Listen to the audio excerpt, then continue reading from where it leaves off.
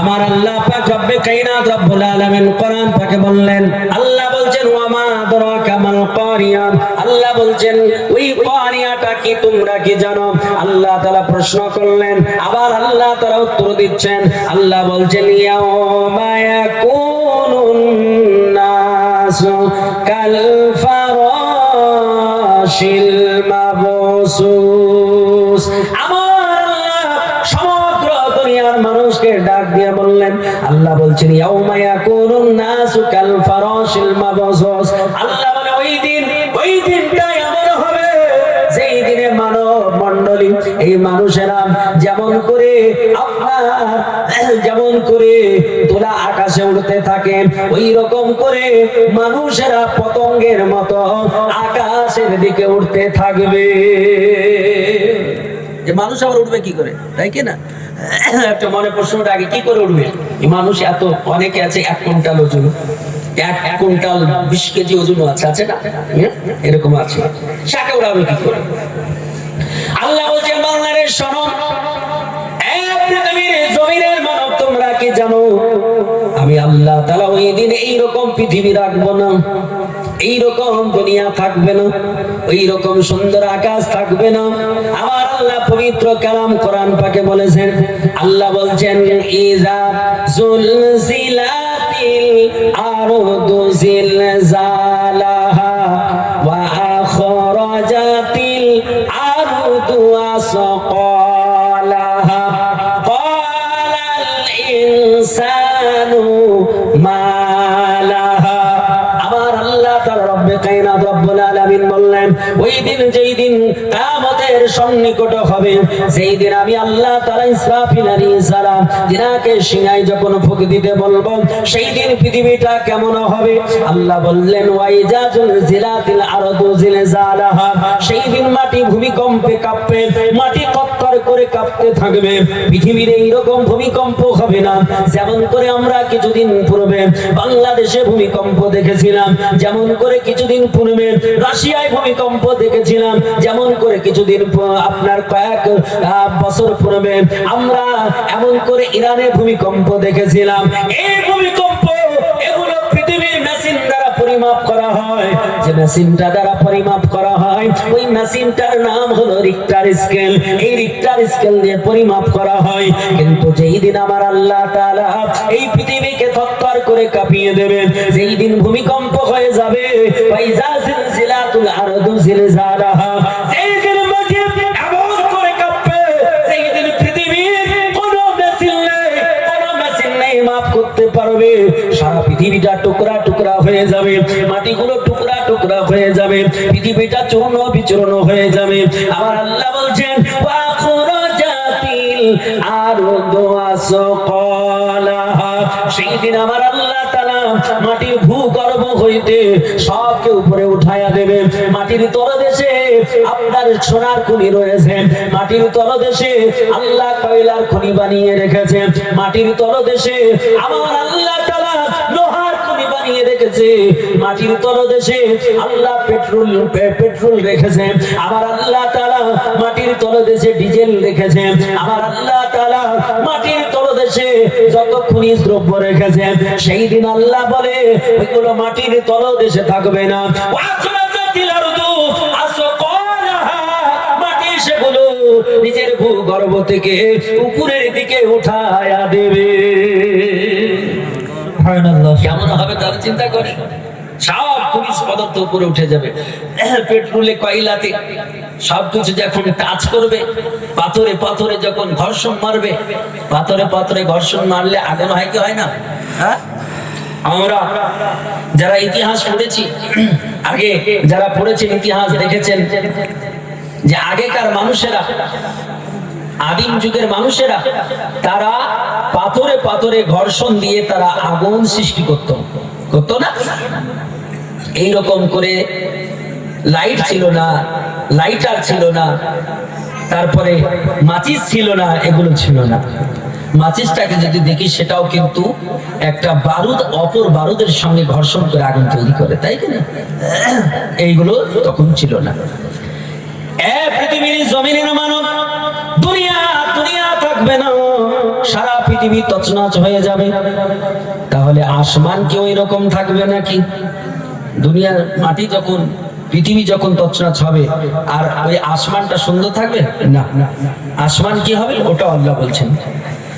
আল্লাহ কোরআন পাকে বলছেন, وَإِذَا السَّمَاءُ انفَطَرَتْ وَإِذَا الْكَوَاكِبُ انتَثَرَتْ وَإِذَا الْبِحَارُ فُجِّرَتْ وَإِذَا الْقُبُورُ بُعْثِرَتْ عَلِمَتْ نَفْسٌ مَا قَدَّمَتْ।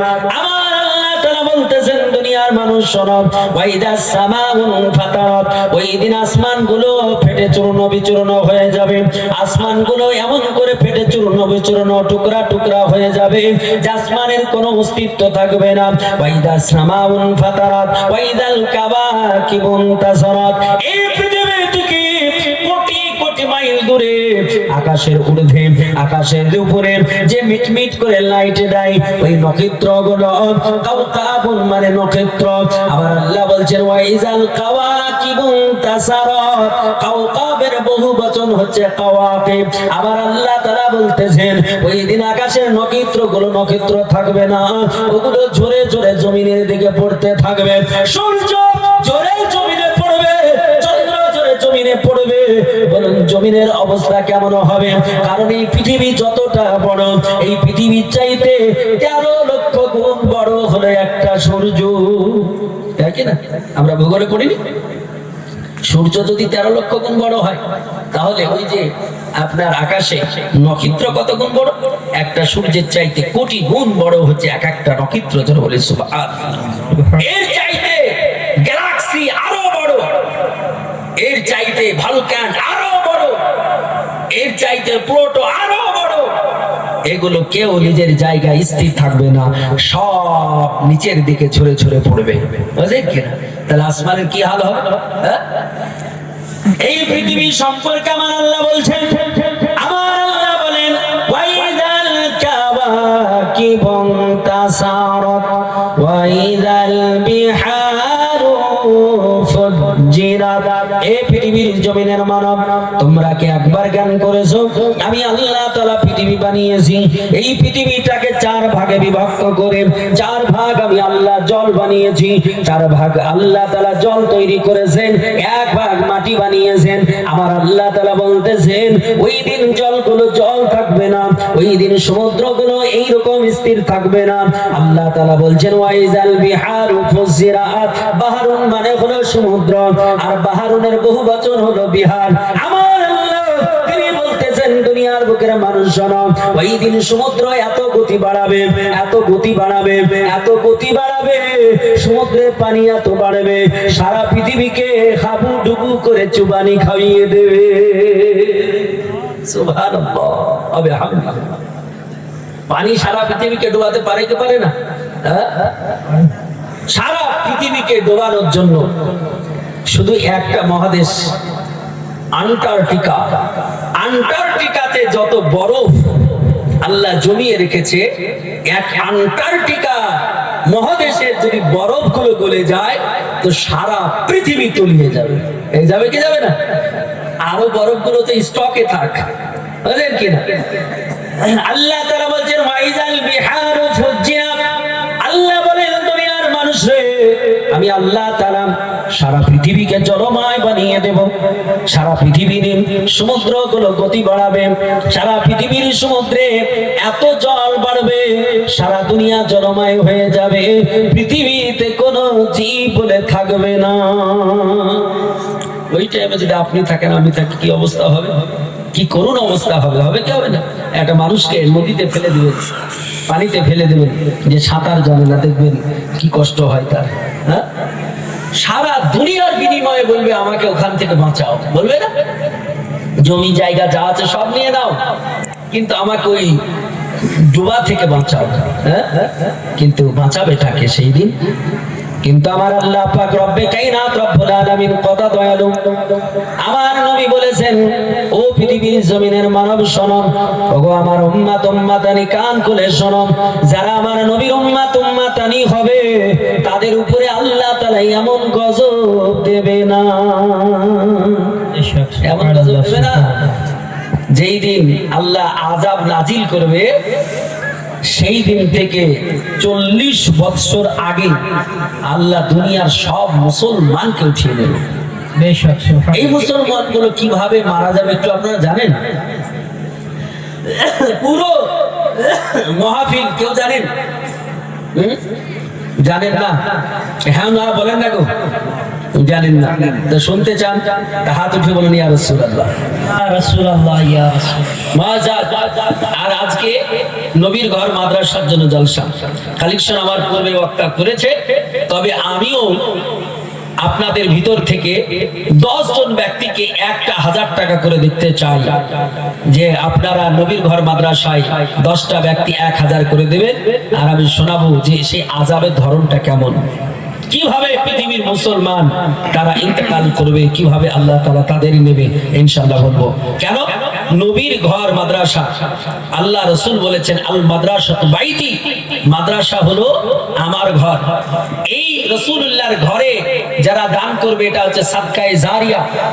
মিশকাতুল মাশাবিতে হাদিস এসেছে, নবী বলছেন তুমি মৃত্যুর পূর্বে 3টা জিনিস দুনিয়াতে রেখে যাও, তাহলে কবরে কোনোদিন অশান্তি হবে না। কি?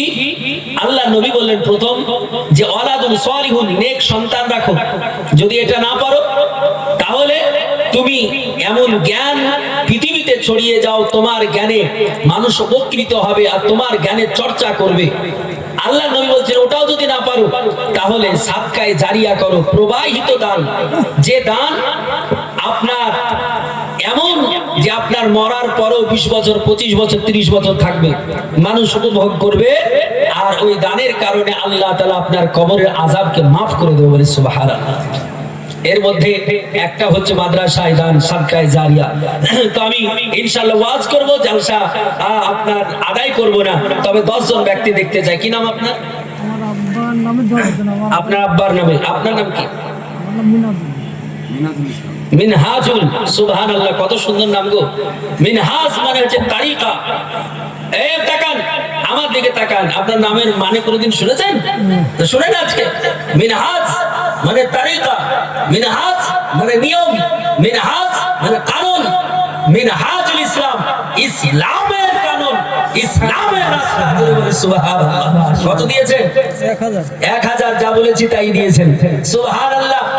আপনার এই নামের গুণে আর বলবো আপনার নগদ দিতে হবে না, বাকি দেন। কি কাজ করেন? এই এই এই চরে বাড়ি তো, চরের একানি যদি একদিন কোরআনতে ইনশাআল্লাহ হয়ে যাবে, না থাকলেও এমন কোনো বাড়ি নাই যার চরে আপনার একানি নাই। 55-56 হাজার টাকা কুইন্টাল কেনা, 1 কিলো দাম সেই দিন বলছে কে 500 না কত টাকা বলছে কেজি, 50,000 হলে তো 500 টাকা কেজি হয়ে যায়। সুবহানাল্লাহ।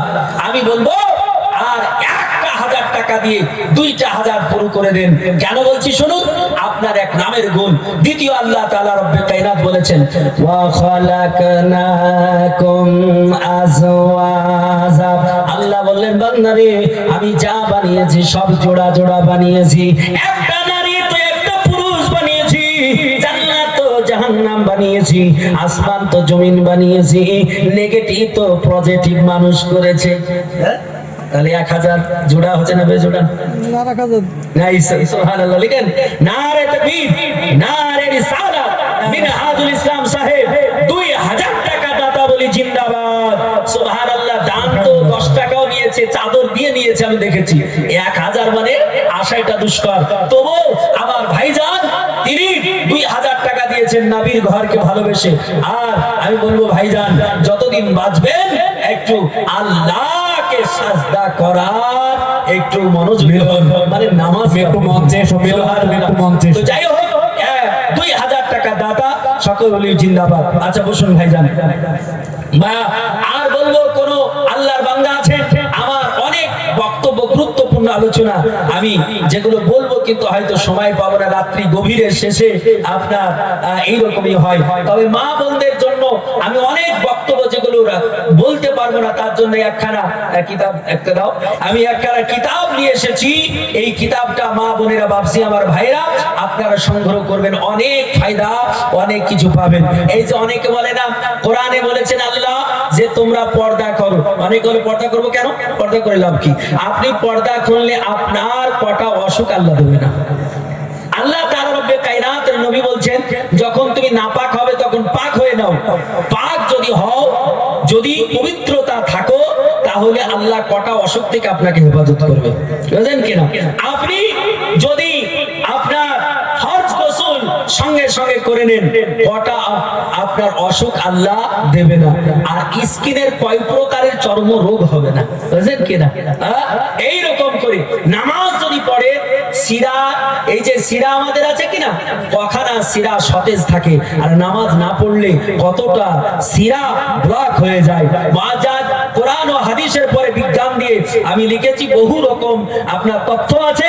এই যে কেসে মহাবৈজ্ঞানিক, এই কিতাবখানা মাত্র 50 টাকা দাম, আপনারা একটু সংগ্রহ করে নেবেন, আসার প্রয়োজন নাই, কেউ একটা নিয়ে যাবে, ইনশাআল্লাহ আপনারা নিয়ে নেবেন। তো মাজাদ মোহতারাম, বলতেছিলাম যে আল্লাহ রাসূলের ঘর মাদ্রাসা, এই ঘরে একজন ব্যক্তি মিনহাজুল ইসলাম, তিনি 2000 দিয়েছেন, 1000 দিয়েছিলেন, 1000 আরো এক্সট্রা তিনি দিয়েছেন। আর একজন আল্লাহর কোন বান্দা একটু চটচট করে দেখাতে পারেন যে বলেন হুজুর আমিও 1000 টাকা দেব, ইনশাআল্লাহ। মিলন একটু মঞ্চে এসো, মিলন একটু মঞ্চে এসো। তো আমি আপনাকে শুনিয়ে দেব, একটু তাড়াতাড়ি করে দেন, আর ওয়াজও শুনতে থাকেন, শুধু কালেকশন দেব তা নয়, ওয়াজও বলবো। সুবহানাল্লাহ। আবার আল্লাহ তাআলা রব্বে কায়নাত রব্বুল আলামিন বান্দা শোনো, আবার নবী বলেছেন, ও পৃথিবীর জমিনের মানব কান করে শোনো। আবার রাসূলুল্লাহ বললেন, ও আমার উম্মত উম্মতানি শোনো, যেই দিন আমার আল্লাহ তাআলা এমন করে গজব দেবে, যেই দিন এমন করে আল্লাহ তাআলা কিয়ামতের আলামতগুলো প্রকাশ করবেন, যেই দিন আল্লাহ তাআলা কিয়ামত অনুষ্ঠিত করার পূর্বে যেগুলো আযাব তোমাদের হবে, আসমান থেকে যেগুলো হবে, জমিন থেকে যেগুলো হবে, এই রকম কঠিন বিপদে আমার উম্মত পড়বে না, আমার উম্মতানি পড়বে না। আমার নবী বললেন, দুনিয়ার মানুষ শোনো, আমার আল্লাহ তাআলা পৃথিবীর জমিনে 40 বছর পূর্বে আমার আল্লাহ তাআলা আমার উম্মত উম্মতানিকে উঠিয়ে নেবে।